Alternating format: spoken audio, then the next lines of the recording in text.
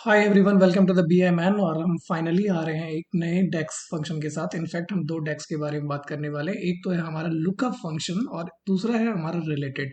इन दोनों के बारे में हम बात करेंगे। आप ये बड़े से जो कॉन्टेक्स्ट लिखे हुए हैं ना, जो सेंटेंस लिखे हैं, इससे डरना बिल्कुल नहीं है। मैं एकदम ऐसा ट्रिक बताता हूँ ना, आप बिना इसे देखे ही याद करके जब भी आप लिखने जाओगे लुकअप फंक्शन, आपको पता रहेगा कि क्या लिखना है। बस दो लाइन का है और रिलेटेड तो एज ए सिंपल दिख ही रहा है आपको।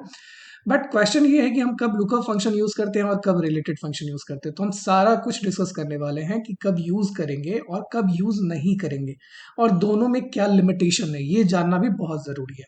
तो सबसे पहले आपके सामने देखिएगा कि एक प्रोडक्ट आईडी की टेबल है। मीन्स प्रोडक्ट का कुछ उसमें आईडी रखा हुआ है, नेम, कैटेगरी और यूनिट प्राइस। और दूसरा हमारा ये सेल्स टेबल मान लेते हैं आप, जो हमारा फैक्ट टेबल है, जिसमें हमारी order ID, date, product ID, customers और क्वांटिटी दे रखे हुए हैं। अब मान लीजिए, और इन दोनों के बीच में रिलेशन कैसे हो सकता है? रिलेशन हो सकता है, ये प्रोडक्ट की जो आईडी है यहाँ पे, आप एक सेकेंड जस्ट ये थोड़ा सा, हाँ, ये जो प्रोडक्ट की आईडी इसमें और ये प्रोडक्ट की आईडी इसमें है। तो अगर हम इसे ऐसे यूं खींच के लाएंगे तो ये क्या हो जाएगा, इधर वन और इधर मैनी साइड, 1:मैनी साइड। बहुत बढ़िया। अब मान लो कि मुझे ना एक यहाँ पे एक कॉलम चाहिए, राइट। कॉलम क्या चाहिए? क्वांटिटी है मेरे पास। अगर ये वाला, ये यूनिट प्राइस यहाँ आ जाए मेरे पास, तो ये तो बहुत अच्छा होगा। यूनिट प्राइस अगर यहाँ पे आ गया तो यहाँ पे हम एक्स्ट्रा कैलकुलेट कर सकते हैं। क्या कर सकते हैं? रिवेन्यू। ये रिवेन्यू तो हम कैलकुलेट कर सकते हैं। एक सिनेरियो ये हो गया। तो इसके लिए क्या हम लुकअप फंक्शन यूज करेंगे या रिलेटेड फंक्शन यूज करेंगे? इस केस में हम दोनों ही फंक्शन यूज करेंगे, दोनों फंक्शन यूज करेंगे। लेकिन उसका एक कंडीशन है। क्या कंडीशन है? हम सारा डिटेल में बात करते हैं। तो पहले हम दिखाते हैं आपको यूज करके। तो यूज करने से पहले लेट्स से पहला हम लुकअप फंक्शन लेते हैं, लुकअप। ठीक है। तो देखोगे आप यहाँ पे बहुत सारा लिखा हुआ है। एक है result column name, search column name, search value and etcetera etcetera. बस कुछ नहीं करना है आपको। क्या करना है? आप लिखोगे लुकअप, ये फंक्शन लिखोगे, ब्रैकेट ओपन करोगे। पहला जो पैरामीटर, पहला जो आर्ग्यूमेंट देना है, क्या देना है आपको, क्या ढूंढना है? तो बोलोगे सर मुझे तो लाना है यूनिट प्राइस। तो आप क्या करोगे, यहाँ पे ये यूनिट प्राइस वाला जो कॉलम है वो लेकर आओगे। अब ये आ गया। तो ये जो दो कंडीशन 1 और 2, ये दोनों जो इन दोनों टेबल के बीच में कॉमन है, वो आपको लाना है। तो इन दोनों बीच में टेबल में कॉमन क्या है? Product ID. तो पहले यहाँ पे आप प्रोडक्ट आईडी ले आएंगे। कौन सा इसका टेबल का? तो ये प्रोडक्ट टेबल है, मान लो आप ऐसे ही हो। तो ये प्रोडक्ट टेबल का आ गया प्रोडक्ट आईडी। यहाँ पे भी प्रोडक्ट आईडी ही आएगा ना? बिल्कुल आएगा, क्योंकि दोनों में कॉमन लेना है। बट किसका आएगा? ये सेल्स का। तो ये सेल्स टेबल का यहाँ पे, यहाँ पे। तो अब से याद रखोगे, लुकअप जब भी आप फंक्शन चलाओगे तो सबसे पहला जो आर्ग्यूमेंट है, जो पैरामीटर है, आपको वो रिजल्ट जो लाना चाहते हो, और जो लाना चाहते हो किसके बेसिस में? दो टेबल में दो कॉमन होंगे, तो यही कॉमन दोनों टेबल से उठा के ले आओ। बाकी छोड़ दो सारा आर्ग्यूमेंट्स। चलो मैं प्रैक्टिकली करके दिखाता हूँ तो ज्यादा आपको क्लियर होगा। फिर लिमिटेशन भी बताऊंगा कहाँ पे कौन सा नहीं यूज कर सकते हो। तो हम आगे पावर बीआई में और आगे अपने डेटा मॉडल में, सिंपल वही प्रोडक्ट टेबल है और सेल्स टेबल है, एक मास्टर डेट है। तो हमें क्या करना है? इस सेल्स टेबल में, इस प्रोडक्ट टेबल से लाना है।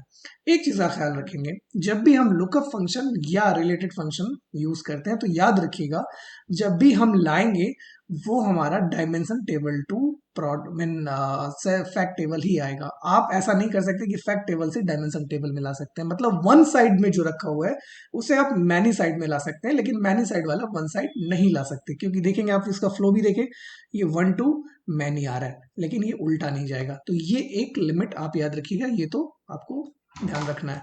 फिर हम आ गए इसमें फैक्ट टेबल में। फैक्ट टेबल में आ गए तो यहाँ पे हमारे पास क्वांटिटी है, तो एज इट इज हमें सेल्स लाना है। तो हम क्या करेंगे, यहाँ पे एक न्यू कॉलम दिख रहा है आपको, न्यू कॉलम पे गए। न्यू कॉलम पे हम थोड़ा सा इसे बड़ा कर लेते हैं। ठीक है, इतना ही हो रहा है, ओके। यहाँ पे हम लिखते हैं लुकअप, पहला लुकअप यूनिट प्राइस हमने लिखा।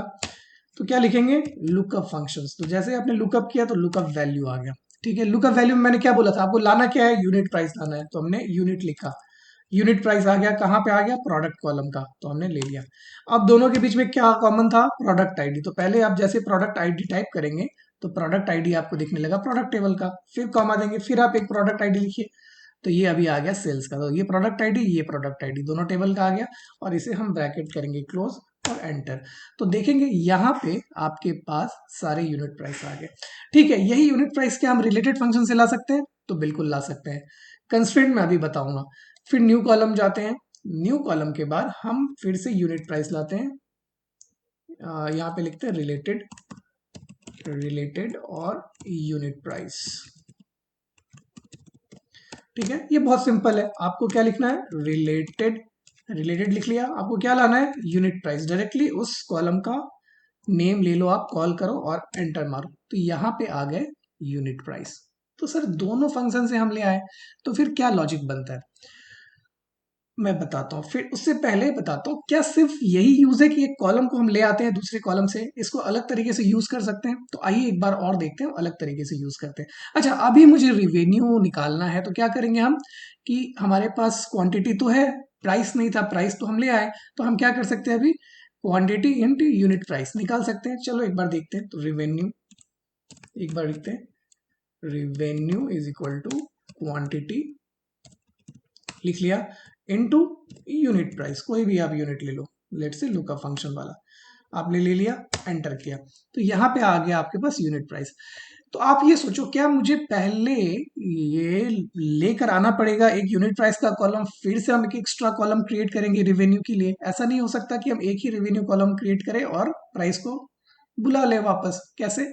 तो देखो, मान लो कि अभी मेरे पास सिर्फ और ये क्वांटिटी वाला कॉलम है। अब भूल जाओ कि ये 3 कॉलम आपके पास है, तो अब आप चाहते हो रिवेन्यू क्रिएट, मीन रिवेन्यू का एक नया कॉलम बनाना है आपको, लेकिन आपके पास यूनिट प्राइस तो है नहीं।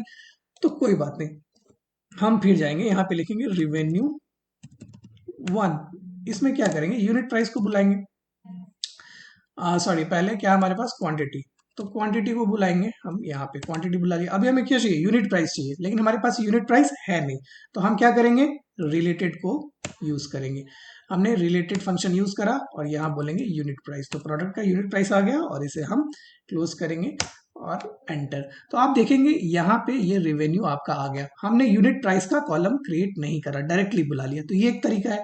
क्या यही चीज हम लुकअप वैल्यू से भी यूज कर सकते हैं? बिल्कुल कर सकते हैं। फिर एक और नया कॉलम क्रिएट करते हैं और हम यहाँ पे लिखते हैं रिवेन्यू 2, और फिर से हम क्या लिखेंगे? क्वांटिटी। तो हमारे पास क्वांटिटी आ गया, ओके। और क्वांटिटी को हम क्या करेंगे? लुकअप वैल्यू से यूनिट प्राइस लाएंगे।